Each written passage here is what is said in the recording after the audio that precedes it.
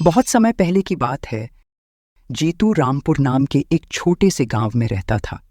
वह अपनी पढ़ाई पूरी करने के लिए शहर चला जाता है और पूरे 1 साल बाद जब उसकी पढ़ाई पूरी हो जाती है तो वह वापस अपने गांव रामपुरा आ जाता है। उसके माँ बाप उसे देखकर बहुत खुश होते हैं। फिर जीतू गांव के कुछ पुराने दोस्तों से मिलने निकल पड़ता है। जीतू के सारे दोस्त उससे मिलकर बड़े ही खुश होते हैं। जीतू अपने दोस्तों को कॉलेज के किस्से सुनाता है और सब लोग खूब मजे ले लेकर सुनते हैं। अरे यार जीतू, तू चला गया था तो हमारे ग्रुप की रौनक ही चली गई थी। अब मैं आ गया हूं ना, तो इस ग्रुप की रौनक भी आ जाएगी। वह सभी मिलकर खूब हंसी मजाक करते हैं और तभी वहां से एक काजल नाम की एक लड़की गुजर रही होती है। ये तो बड़ी ही सुंदर है। तो जिस लड़की को देख रहा है वह लड़की तो किसी की तरफ मुड़कर भी नहीं देखती और इसका भाई बहुत ही खतरनाक है, उससे दूर ही रहना। इससे पहले तो इसे कभी नहीं देखा। हाँ, क्योंकि ये कुछ महीने पहले ही आई है। इसके माँ बाप गुजर गए तो ये तब से यहाँ अपने मौसा के घर रहने आ गई है।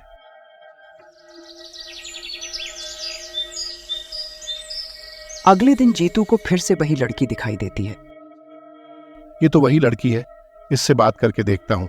जीतू जल्दी से उसके पास जाता तो वह लड़की बोलती है, तुम वही हो ना जो कल उन लफंगे लड़कों के साथ बैठे थे? चलो निकलो यहाँ से। ओह हेलो मैडम, वह मेरे दोस्त हैं, इसलिए दोबारा उनके बारे में ऐसा मत बोलना। दोस्त है तो क्या लफंगे नहीं हो सकते? वो लड़के ऐसे हैं तो हैं। पर उन्होंने ऐसा किया क्या है जो तुम उन्हें ऐसे बुरा भला बोल रही हो? एक नंबर के लड़की बाज है वह सब, तुम्हें शायद पता नहीं, पर उन लोगों ने गांव की जाने कितनी लड़कियों के साथ बदतमीजी की है। जीतू को यह सब सुनकर बड़ी ही शर्मिंदगी होती है। मुझे सच में नहीं पता था वो सब ऐसे काम भी करने लगे हैं। मैं तो खुद 1 साल बाद अपनी पढ़ाई पूरी करके गांव वापस आया हूं। देखो, मैं कोई ऐसा वैसा लड़का नहीं हूं, मैं एक शरीफ इंसान हूं। काजल को जीत अच्छा और शरीफ लड़का लगने लगता है, इसलिए वो दोनों खूब देर तक बातें करते हैं और उन दोनों में अच्छी दोस्ती हो जाती है। उसके बाद वो रोज मिलते थे और एक दूसरे को पसंद भी करने लगते हैं। इस बात का पता जैसे ही जीत के दोस्तों को चलता है वह उससे बहुत ही जलने लगते हैं। शहर से आया है तो ज्यादा स्टाइल मार रहा है, वरना काजल उससे क्यों बात करती? अरे अब कर भी तो क्या सकते हैं, कुछ करना पड़ेगा इस काजल का। हाँ यार, ये तो सही कहा तुमने। दोनों दोस्त बस इसी दिन का इंतजार करने लगते हैं कि कब और कैसे वह काजल को उनके दोस्त जीत से दूर कर सके। एक दिन काजल जब कुछ काम से कहीं जा रही होती है तभी वो दोनों उसे घेर लेते हैं। अरे काजल, कहाँ जा रही हो? तुम्हारी तो जीतू के साथ बड़ी ही अच्छी दोस्ती हो गई। और सुना है तुम दोनों शादी करने वाले हो, चलो अब हमसे भी थोड़ी दोस्ती कर लो। क्या चाहते हो मुझसे? प्लीज मुझे जाने दो। अरे ऐसे कैसे जाने दें, पहले हमसे थोड़ी बातें तो कर लो। मैं अभी जाकर जीतू को सब बता दूंगी कि तुम लोग मेरे साथ बदतमीजी कर रहे हो। अरे यार, ये तो जीतुआ को बता देगी, पकड़ो इसे। उसके बाद वो दोनों उसका मुंह दबा देते हैं ताकि वो चीख ना पाए। कल्लू उसका मुंह इतनी जोर से दबाता है कि काजल सांस नहीं ले पाती है और उसका दम घुटने लगता है और काजल बेचारी कुछ ही देर में मर जाती है। अरे कल्लू साले, तेरी ठटरी बंदे, तूने ये क्या किया? मैंने कभी किसी का मुंह नहीं दबाया। अरे मुझे क्या पता था कि इसकी जान ही निकल जाएगी। ऐसे कहीं ठिकाने लगाना पड़ेगा यार, वरना सबको पता चल जाएगा। दोनों दोस्त मिलकर काजल की लाश को ठिकाने लगाने की जगह ढूंढने लगते हैं। फिर उन्हें एक जगह बहुत बड़ा गड्ढा दिखता है जहां पर हैंडपंप लगाना होता है। तीनों मिलकर काजल की लाश को उसमें डालकर ऊपर से मिट्टी डाल देते हैं। कल यहाँ हैंडपंप लग जाएगा और किसी को कुछ पता भी नहीं चलेगा। अब चलूं, इससे पहले कोई हमें देख ले।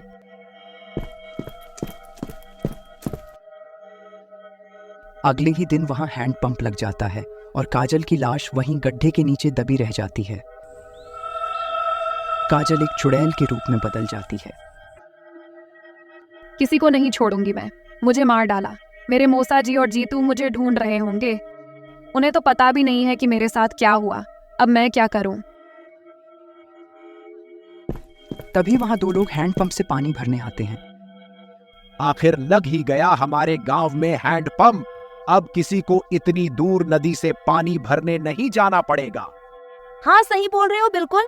चलो अब इसे चलाकर तो देखो।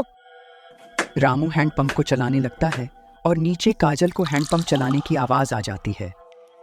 लगता है कोई आ गया, पर कोई इस हैंडपंप से पानी नहीं पी पाएगा, क्योंकि इससे पानी नहीं, बस खून निकलेगा, खून।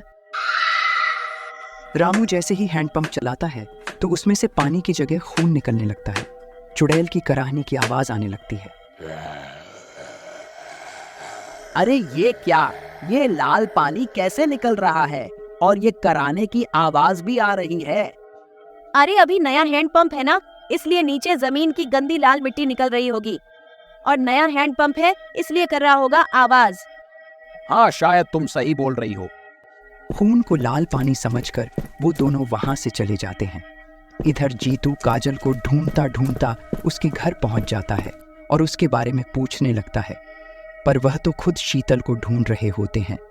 जीतू वहां से उदास होकर चला जाता है और पूरे गांव में ढूंढने लगता है, पर उसका कुछ पता नहीं चलता। ढूंढते ढूंढते वह बहुत थक जाता है और उसी हैंडपंप पर पानी पीने के लिए चला जाता है। वह जैसे ही हैंडपंप चलाता है और पानी पीने लगता है तो उसमें से पानी की जगह खून निकलने लगता है और चुड़ैल के कराहने की आवाज भी आने लगती है। जीतू अपने खून से भरे हाथों को देखकर डर जाता है। हे भगवान, यह सच है या सपना?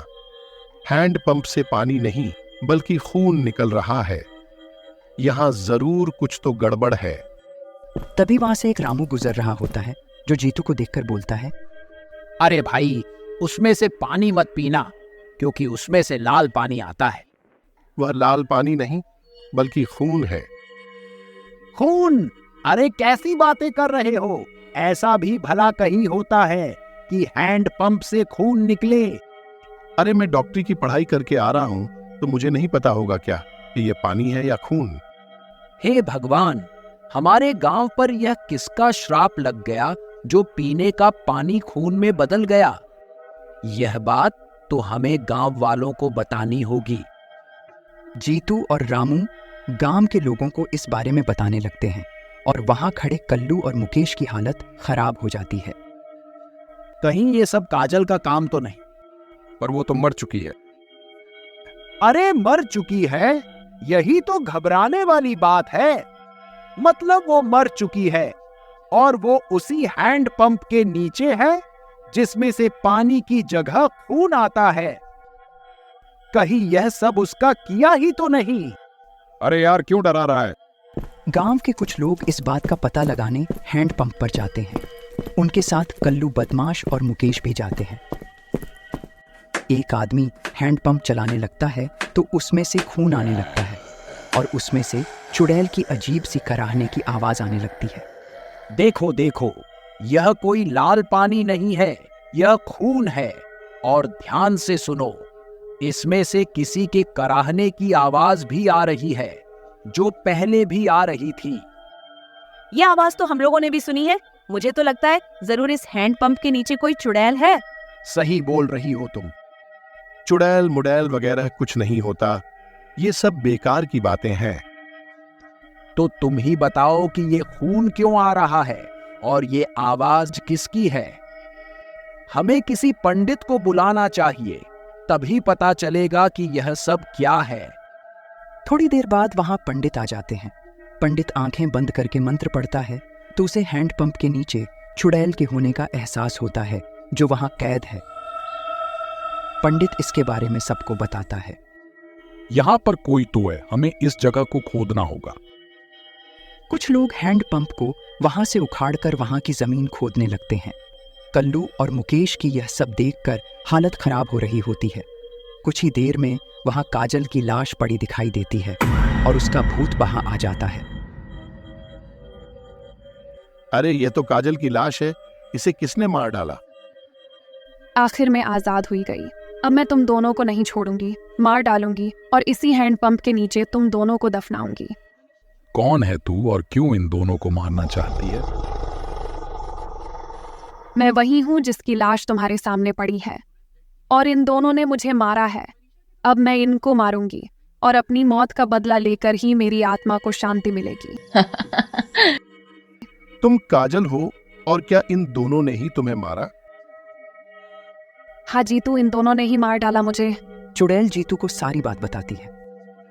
इतने घटिया दोस्त हो तुम। मेरी खुशी तुमसे बर्दाश्त नहीं हुई।